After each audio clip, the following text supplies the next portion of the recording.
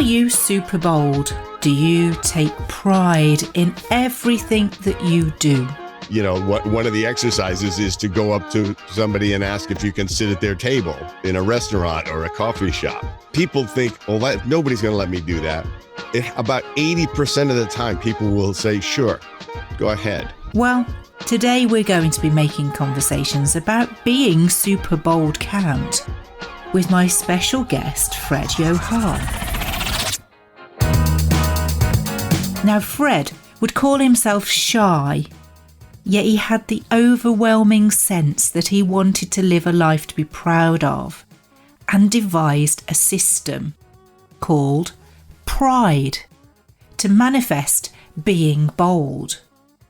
And with a similar view on culture's ways of indoctrinating us, we're conditioned to believe we're a certain way in situations that provoke fear or anxiety.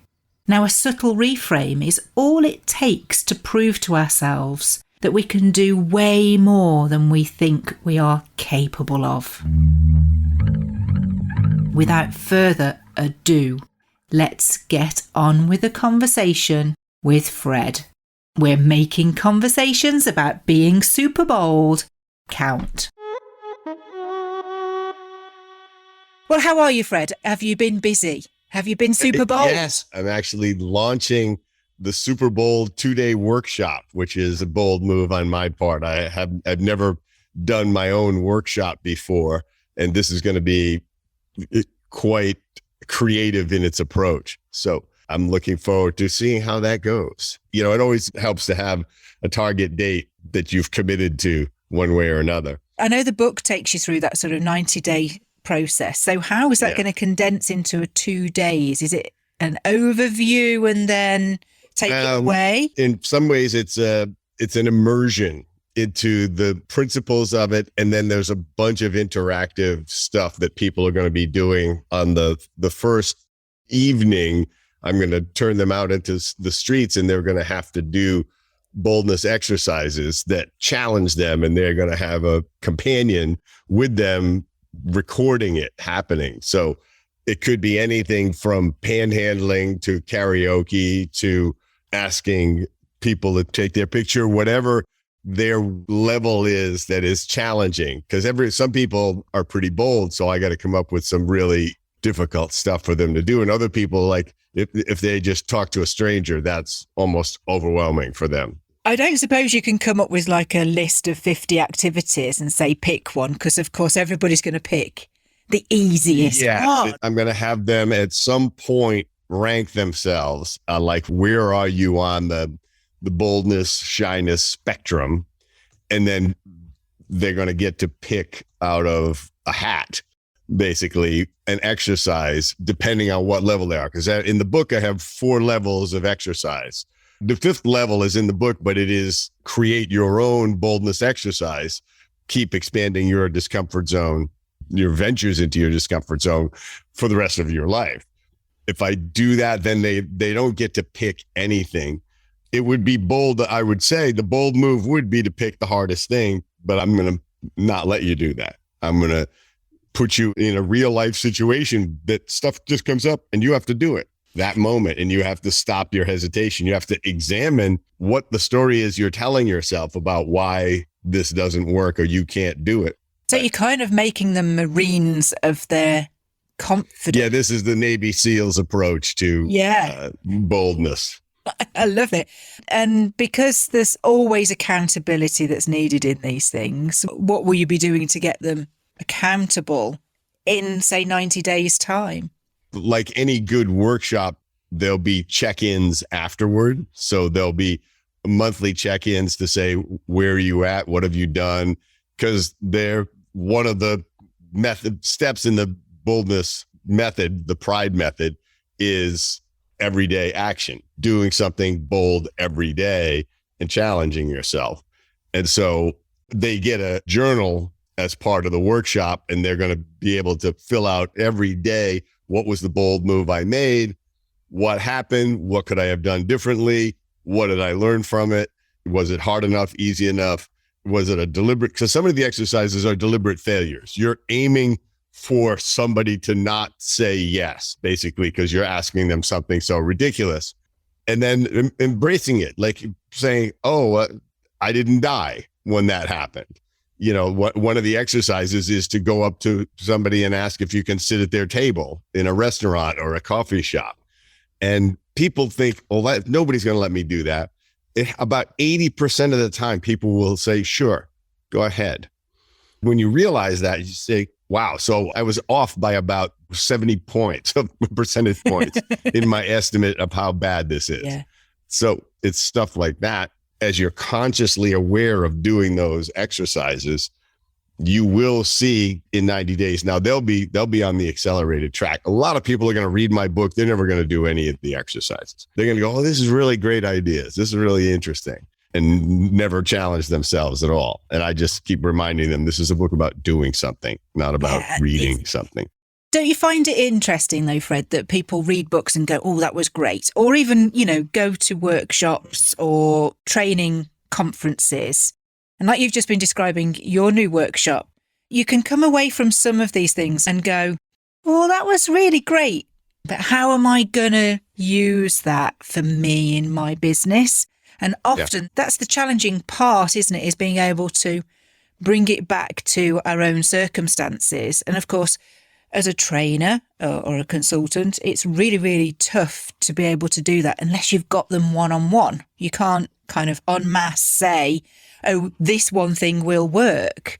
So I love that self-discovery that you've laid into it. What it's going to turn into most likely is a monthly webinar environment where they can just drop in and hear other people tell their stories, show videos of people doing their stuff. Because that's what I'm going to do. I'm also this week, I'm putting together and going to start shooting my Super Bold podcast for the first time. And what the guest has to do ahead of time is a video of them doing a challenging boldness exercise that we can actually show during the podcast and talk about it. And I'm going to have some pretty bold people on. They're going to have to really do something. They can't just be like, smile at a complete stranger. It's got to be like, let me guess. Richard Branson has got to be Elon Musk at chess. We'll see if I can get Richard to play. Like, I don't know what I would challenge him to do, because he'll do anything. He will do anything. Yeah, I know. Like, he'll bungee jump from the side of a building and ride a tank through Times Square. It's like, I'm going to run out of ideas pretty fast. I'm going to say, you've been in outer space. You've flown a balloon halfway around the world. He's going to have to dunk with Wim Hof. Yes, I think that would get him. I think that could get him. Ice plunge is really terrifying. Yeah. And equally, get Wim Hof in an air balloon. Yes, yeah. It would be great if we find out that Wim has this crazy fear. If you could pair opposite fears together and then buddy people up, that would be great, wouldn't it? Yeah. Oh, I could see a reality because they would be each other's wing person. That could be real fun. You mentioned as well, Fred, the pride method that you use. Explain a little bit more about what that is. I'm guessing it's an acronym. Nope. No? Close. Acronym. Yeah. I haven't had enough tea today. I'm the one who's supposed to be under-caffeinated here, and I'm not. I'm fully caffeinated. But yes, it is an acronym. So it stands for preparation, relaxing, insights, dosage, and everyday action. So I break that, and it's basically a systematic way when you feel that hesitation, whether it's doing one of the boldness exercises or you're in a situation where you say, well, I really want to walk over and talk to that person. And you can hear the voice in your head going some version of, I'm not worthy of this. They won't be interested in me, whatever. And you say, I got to go anyway. How do I do it? Oh, I got to prepare myself. I got to relax myself. I got to have an insight that I am worthy and that there's no such thing as dying of embarrassment and things like that. So I go through a lot of the insights in the book that help you shift your mindset and stop listening to the negative voice in your head. dosages and controlling the intensity of that venture into your discomfort zone so you don't overwhelm yourself, so that you're not retreating back into your shell for the rest of your life or the rest of the month. And then E is everyday action. So it's a prescription to build your boldness muscle every day by doing something. What I love about it is that overall sense of pride that you will feel from doing it, that actually kind of makes you fill up your chest and breathe, doesn't it? And you go, look, I've done it. Sense of achievement. And it's just one of the amazing things that you learn is it's almost as satisfying to have tried and not succeeded as to have succeeded, because there's nothing to beat yourself up about. You went out and tried, you stepped up, you walked up to Richard Branson and said, hey, I really like to meet you. And he just said, I'm really busy right now. But you still walked up to him instead of going, oh, he doesn't want to meet me. I'm not important enough. He's a billionaire. You stopped yourself.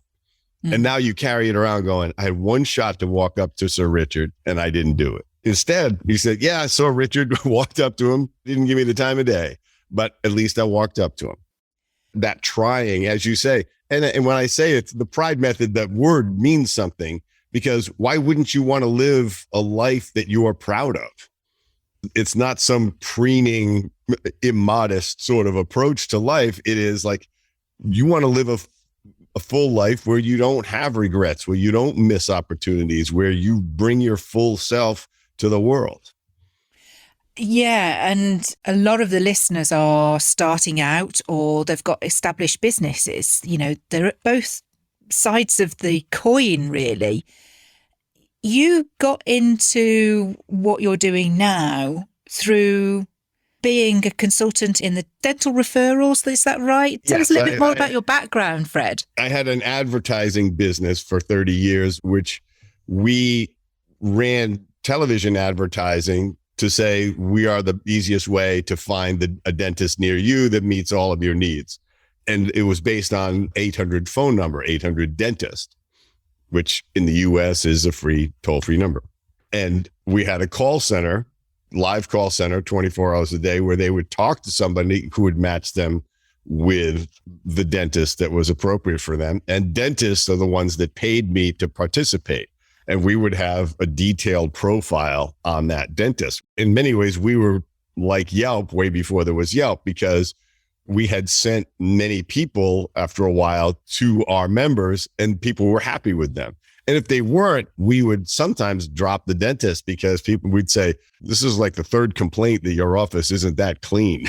And so you're either going to do something or we have to let you go, because we can't send our brand. It means more than just your individual check coming to us. And that was the business. And it was a very successful business. It was the largest dentist referral service in the country for many years. Google eventually replaced it as the method people find a dentist primarily. But right at the heart of everything that you did there was the relationships, not just with the dentist and saying, look, if you're no good, I'm going to drop you. I don't care about your money.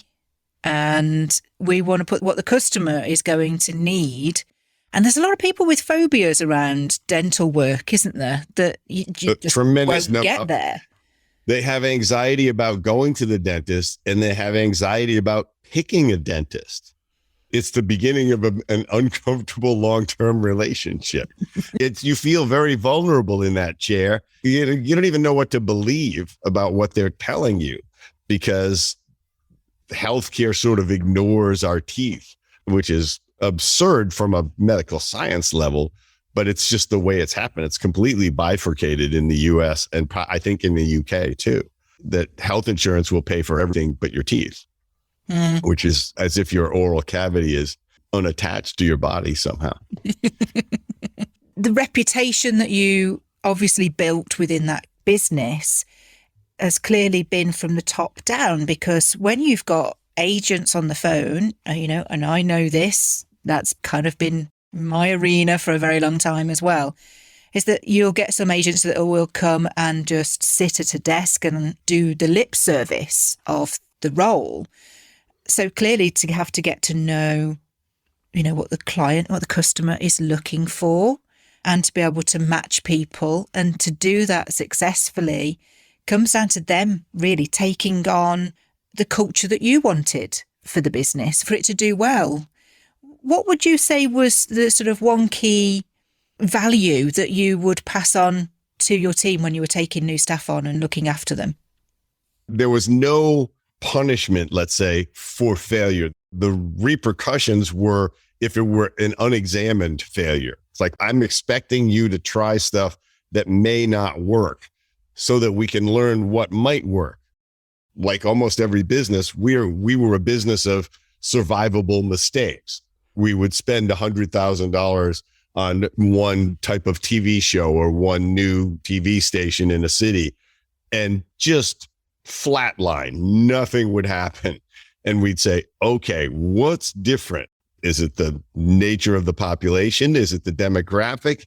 Is it that TV spot that we ran didn't resonate with that audience? Or did we just not run long enough? What did we do wrong? Let's mine that, because we're not giving up. We are learning. And I'm talking about this because Chicago was a city where we spent $1 million in advertising before it flipped and became profitable. And it took so long for that demographic to respond, that Midwestern mentality. We were too new, but at 6 months in, they started to really embrace us because they had seen ads for 6 months. When we launched in Los Angeles, we were getting hundreds of calls in the first week. And so we learned that every city was going to be different, and we just had to decode it by trial and error. We couldn't say, oh, what's true. And a bigger mistake would have been, oh, what's true in LA is true everywhere. And oh, if it's not going to work in 90 days, we're abandoning the city. That made no sense. And the real proof of it was Chicago became the single largest profit center for the whole business in terms of cities. It was more profitable in real dollars than Los Angeles, because it cost me more to run, so much more to run ads in Los Angeles and generate patient leads than it did to Chicago, that my net dollars weren't as high as Chicago. So had we given up on Chicago, we would have given up on probably $700,000 or $800,000 of pure profit a year just by saying, it was too hard to penetrate this market. We can't keep investing in it. So that faith in what you were doing was really the staple diet to just keep going. Yes. And it was, I had a really good partner. So we were always the one encouraging the other to power through, to persist. Every entrepreneur I know, basically, instead of giving up, just stepped up and said, all right, there's something here. And it could have been a 350-degree pivot before they were done. Yeah. But they said, I'm not going to give up because I'm tired, or it feels like it's too risky or too expensive. The marketplace has to tell me no, but I'm going to give it everything I've got. And sometimes you're wrong. Sometimes the marketplace doesn't care, and you eventually have to listen. But even in that, there's a lesson. Everybody I know who's been an entrepreneur has had a couple of failed businesses, and they say, yeah, but what I learned was this. And when I took that into my next business, exponential results. So the whole business was a failure, but the trick that I learned about this applied to a new business, explosive. So as long as you mind your mistakes, you're golden. You are going to find your way. And some people, there's a great statistic, and I'm going to approximate it. Something like 85% of first-time restaurant owners fail. Only 40% fail the second time. But 60% of the first-time users never try again. So the odds are cut in half if you just go at it again, because you learned how to run a restaurant right. You learned, I need a better location. I need a simpler menu. I need a better food supply, whatever the heck it is.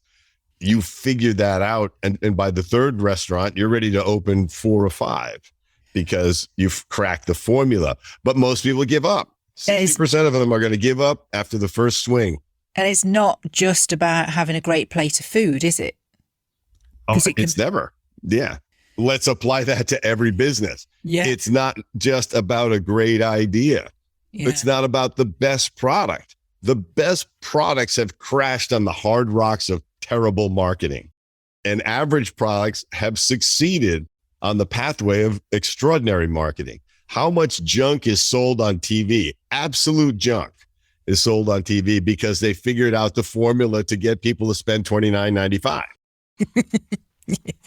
Yeah. And if they buy now, they'll get two.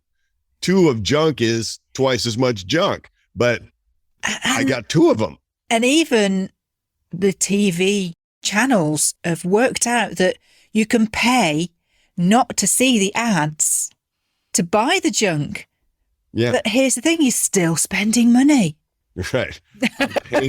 I'm paying you to not sell me stuff. So you've sold me a system that I've been sold again. It is ironic, isn't it? Yes.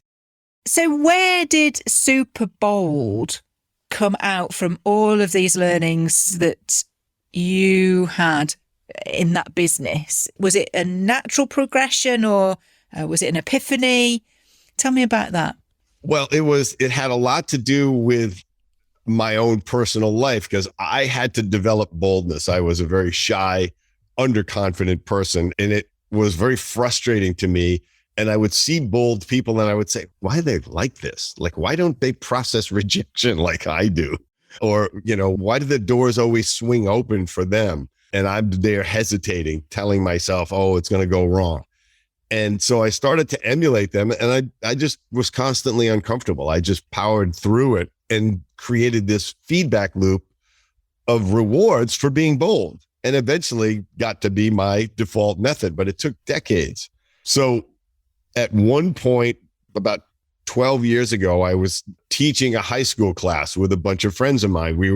It was teaching them life skills. It was a separate sort of weekend program. And so each of the mentors, of which I was one, would present our life lessons. And so one of my life lessons is that boldness is a superpower. And that the earlier you learn that in life, the more accelerated your chase to your dreams will be, whether it's relationships or business success or careers or fun and adventure. The students said, I think we understand. How would we do that?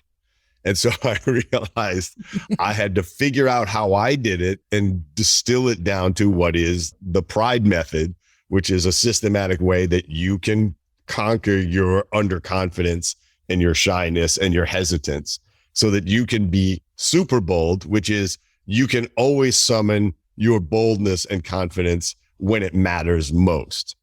And it took me years to really distill it down. And then I realized I have to make this an action book. So I have to create exercises in the book as well, along with the PRIDE method itself.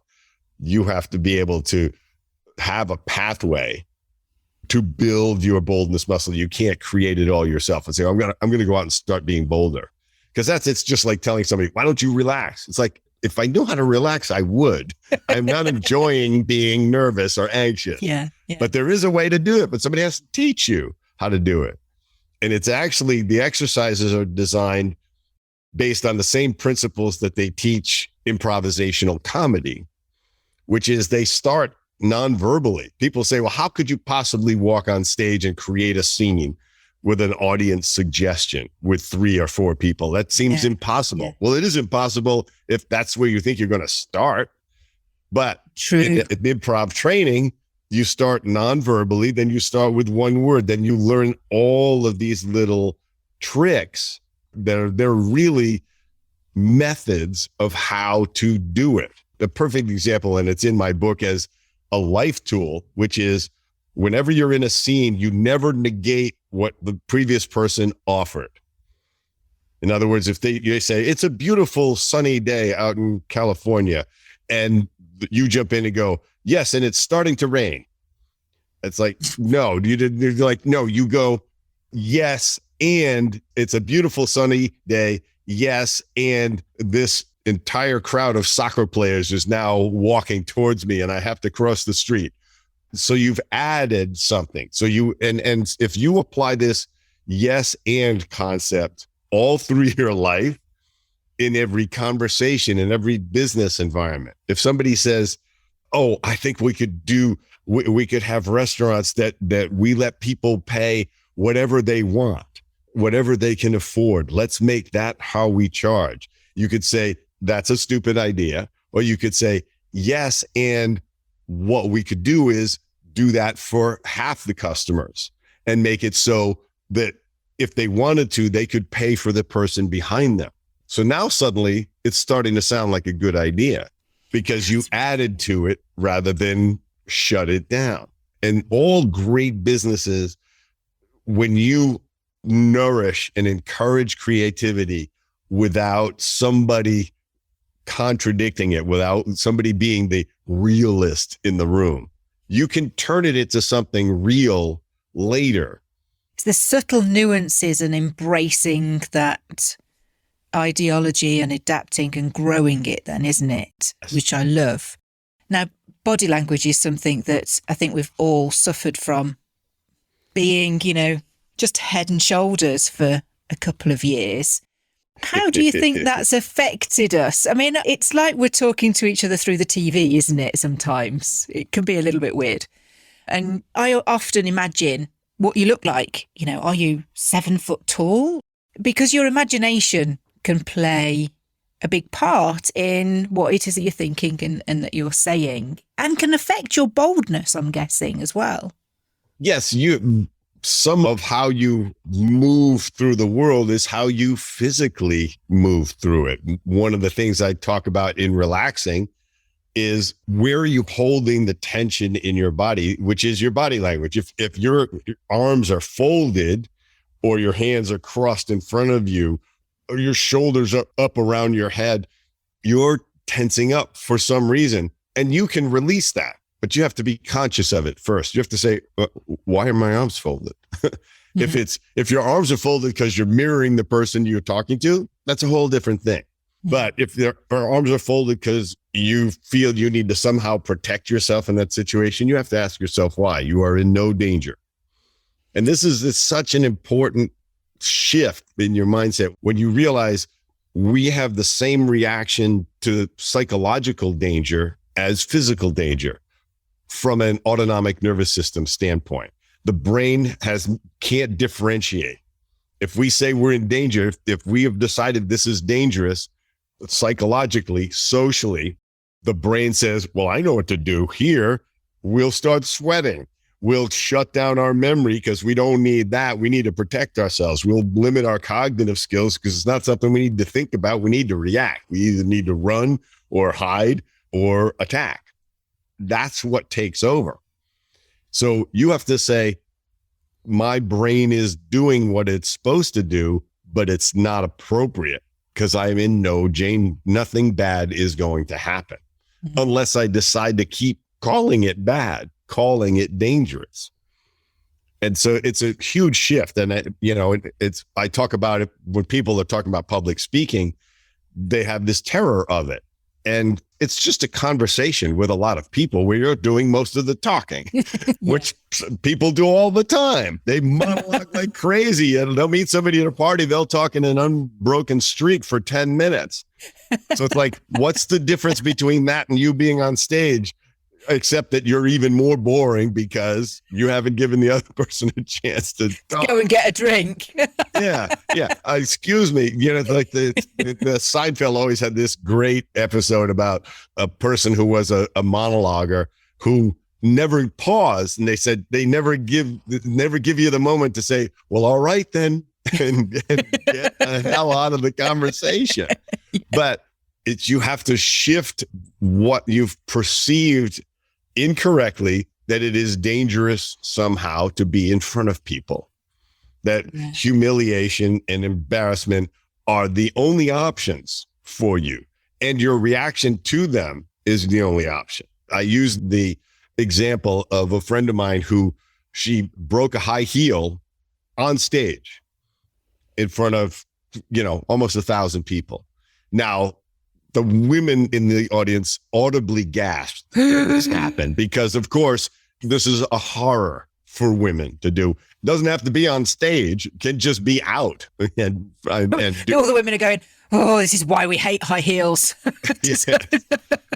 So my friend, she looks down, kicks off her high heels and says, well, I guess I need to start spending more than $30 on a pair of shoes. And everybody laughs. She does the rest of the presentation barefoot, but she owns them at that point because she chose not to be embarrassed. And when you realize that embarrassment is a choice, you are powerful. You realize nothing goes wrong unless you decide to label it that way. You transform how you interact with the world.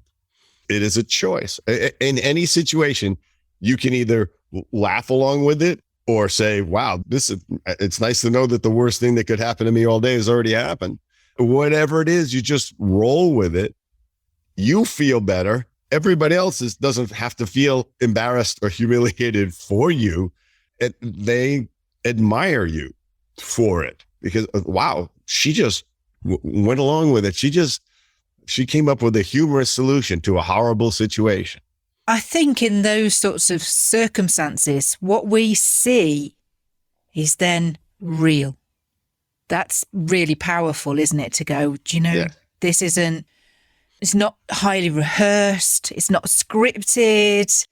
And this is the true person behind who stood speaking about something. Yes, as you become a regular human being, you change it from you're up here as the presenter and they're down here as the audience to I'm one of you.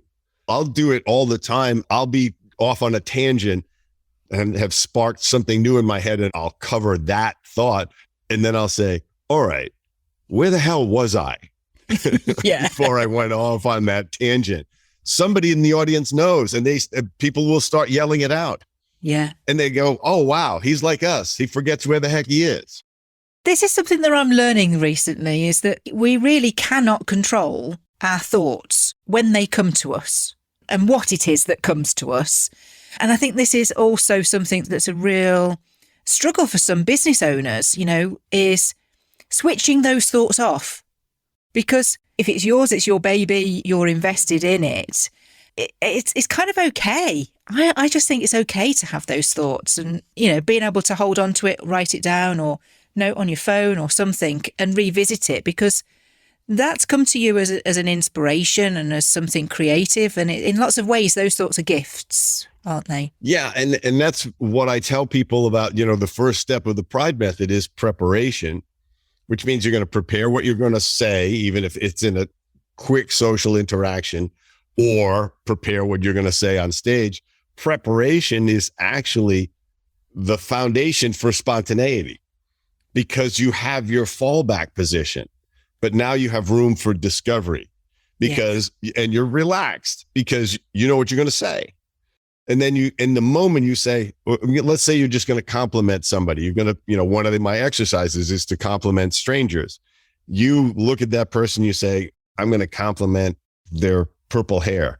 You're about to say it. They look at you and you notice they have these crystal blue eyes and you can just shift and say, wow, your eyes are just mesmerizing. See, I'd be one of those that would go, I was going to say what wonderful hair you'd got.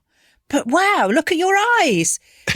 Because you can create a double compliment, can't you? Right. But it's even more genuine. But you had something, you didn't have nothing to say. Because a lot of people go, well, I wouldn't know what to say. It's like, really? You don't know how to say hi to somebody? You don't know how to say, hi, I'm Wendy. I'd like to meet you. Or, hi, I'm Wendy. You seem like a really interesting person. I'd like to get to know you. Or, hi, I'm Wendy. I just wanted to just say hello and tell you that suit looks amazing on you. And I got to go. And what you've done is you made somebody feel good about themselves. Yeah. Guess who else feels good? You, when you do that. Why not be that? Why not be the voice of upliftment as you move through the world? Enrich yourself and realize this is how people will respond to it. Nobody gets a compliment and goes, oh, you're completely wrong and I am hideous or stupid. I'm insulted by the fact that you suggested that I'm attractive. They don't say that. They say, oh, thank you. How much lighter do we feel as well? And that negativity that we often find ourselves, hanging around with is quite heavy, isn't it? Yes. It's sort of quite heavy. So why would we not want to feel lighter in our day and freer in what it is that we're doing and thinking and passing on to the world? I think we develop habitual behaviors and they become our self-definition. Whether it's I'm shy or I'm a realist. I see, and a realist is basically a pessimist making excuses for their negativity most of the time. So that can have an excuse because an excuse is much easier than making the mistake. Yes. Yeah. This is why I didn't, because. And it's what I tell people, even in public speaking. One of the things I'm teaching a speaking course coming up in a week. And one of the things I say is, when you get on stage, never apologize for anything. Don't say, I didn't get much sleep last night because I got in so late and it's a different time zone and stuff like that.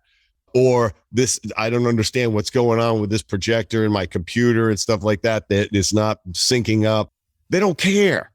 The audience came for the full you. They don't want to hear that they're getting the discounted version and your list of reasons why. So do not apologize for anything because it sets completely the wrong tone. And I see speakers do it all the time. I'm really jet lagged, so I'm not at full power today. Oh, great. Oh, how exciting. I get 70%. You didn't factor in an extra day to sleep because you knew there was going to be a time difference. Yeah. I've done an all-day presentation on 2 hours of sleep, okay, in a different time zone. Do you think they knew? No, because I caffeinated. And I energized myself and I said, I owe them the full me. So I'm going to get it. I get to collapse later. And the reality is, once you do that on 2 hours of sleep, you don't worry about it anymore because you say, I can find a way to bring it. No matter other people would go like, I got to find a way to cancel. I haven't slept all night. It's like, no, you don't. You don't have to find a way to cancel it. You have to find a way to bring it. Yeah. Because you committed to do that. And it can be done. And actually, half the reason I stayed up is because I kept going to myself, oh, now I'm only going to get 5 hours of sleep. Oh, now I'm only going to get 4 hours because I kept the ever shrinking amount of sleep you're going to get makes you anxious and keeps you awake. And now it's too late to take an Ambien because now I'll sleep through the alarm. So all of this stuff happens. But listening to what you're telling yourself and stopping yourself from believing them. I say one of the greatest life skills is when you hear that thing that your voice in your head is telling you, stop and say, is that really true? Could that possibly be true?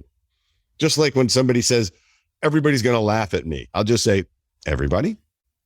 Really? And no one is not going to laugh at you. If this happens, no one's going to be empathetic. No one's going to not care either way. Nobody's going to not notice that. Everybody's going to laugh at you. It's going to be a 100% public humiliation. Well, not really. Exactly. Not really. In fact, you're wrong by about 95%. And when I lecture, I know 5% of the audience thinks I'm an idiot. There's nothing I can do about it. I want the 80% who think what I have is interesting. And then the 5% who think I'm the most brilliant person they ever heard. And I don't really believe them either. Because it's like, you just haven't listened to enough people. If you think I'm the most brilliant person you've ever heard, I would like to think I am, but I'm not that naive to think that's really true. I appreciate you anyway. Yeah, I appreciate you saying it because it makes up for that guy that just told me I was an idiot. It swings and roundabouts, isn't it, Fred? No matter what. But I love the concept of pride. I think that's just, for me, it's always about everybody has a story. They all have a different perspective on things. And the more stories that we can share, the more layers of those stories that we can apply to ourselves to be the best version of ourselves, you know, to whatever it is that we apply ourselves to. We're going to carry on that conversation in just a moment. But first, what's new, Wendy Woo? Being shy doesn't help if you are tasked with picking up the phone, talking to strangers. Yet it's something that I have helped many people overcome their fear and anxiety of. However, you may be surprised when I say to you, whether you're an introvert or an extrovert, there are some days you're just not feeling it. So whether you're under pressure or not, my advice to you would be find something else to do. Go and find an open space or another task like the filing or taking the staples out of the shredders pile. If you're not feeling it, don't do it. Reach out to somebody and have a conversation to make you feel better. And if there's nobody you can talk to, get in touch with me. I'm always at the end of the phone. But right now, let's get back to Fred's tips on how to be super bold. It brings us quite cleverly to the point in the show where I ask every guest to share that conversation that really counted. If you hadn't have had that conversation, you know, things would not have changed. So I'm super intrigued. Fred, what's your defining conversation? It goes back to my discovery of the advertising business, because in my 20s, I didn't know what I wanted to do. I actually spent 8 years going through college because I couldn't figure out what knowledge I even wanted. I had no sense of what I wanted to do with my life and what was interesting to me. I liked writing, but I couldn't figure out how that, and I wasn't a particularly good writer at that point. And I wanted to, maybe I'll be a screenwriter, maybe I'll be a novelist. And I didn't have the money, the luxury to be that and somehow eat. I walked into an ad agency and a friend of mine was working there. He was a storyboard artist. So he said, you got to come check out this agency and meet the boss there. His wife's a good friend of mine and everything. And so just entering the place, I looked around and I said, these are my people. This is my tribe. I could do this happily because every job I had, it was just for money. It was just to support myself. And so I met the general manager and I said, this is really exciting. I would love to do this. And he said, well, I'm not going to give you a job. And I said, what? David knows me really well. He knows how smart I am. I could do anything. He said, yeah. He says, but what you're going to do is you're going to go to school. There's a night school that they teach advertising writing. And it's taught by creative directors. Now, I was really lucky that this was going on. It was taught by working creative directors in Los Angeles. And so he said, just go do that. And then maybe you'll get a job, maybe here, maybe somewhere. So I did that and it taught me how to write advertising. And it took 6 months and I got good enough so that I put a portfolio together of spec ads, as we call them, not real ads, but to show what I could create. I got the first job I went on an interview on, got hired, and everything flowed from that moment in my life, from working in that ad agency, because I learned how to write better with all sorts of confinements. If you have to write something that's 29 and a half seconds for a TV commercial, and it's got to work in 29 and a half seconds, not 31, you learn that discipline. And I learned how to pitch to the customers, pitch our creative ideas with passion and enthusiasm, which took boldness, which I had to be confident about what I did, because I saw people with great ideas and they didn't pitch them that well because they were underconfident. You don't believe in it. Or even if they believed in it, they didn't have, they were, I'm not good at presenting. And it's like, I'm hoping the idea speaks for itself. It doesn't. So, no. Yeah. And then I decided I wanted to start my own advertising business, which is what 1-800-DENTIST became.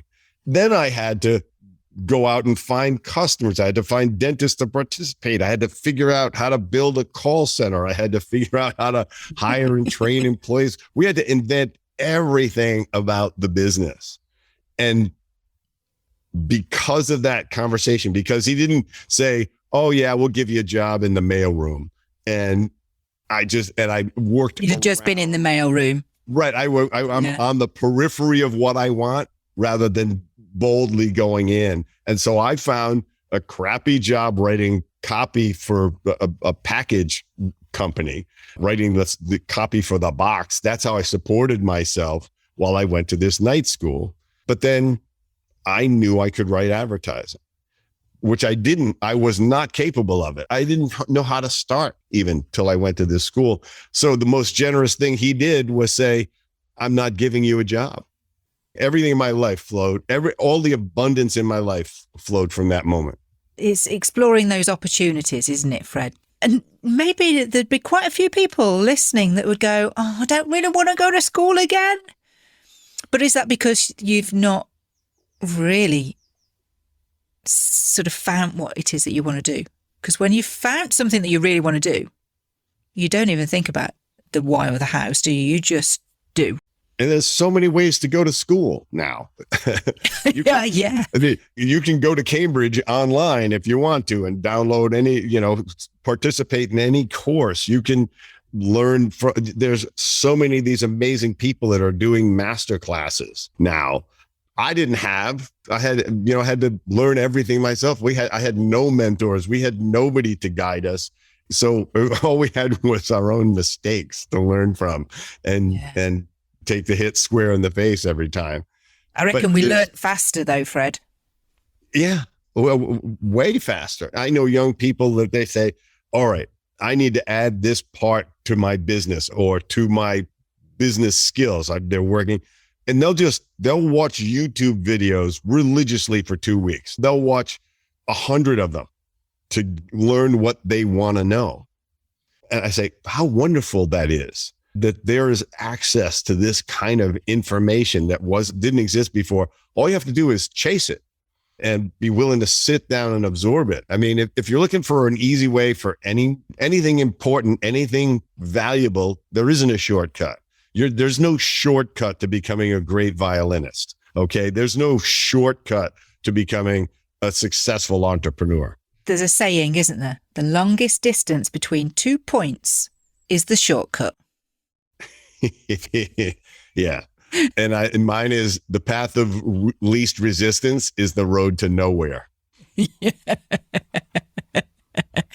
Fred, I'm so glad that you had that conversation to unfold this super bold that you've got now. It's just, it's incredible what our lives turn out to be if you just follow your nose, follow your instincts, follow your passion.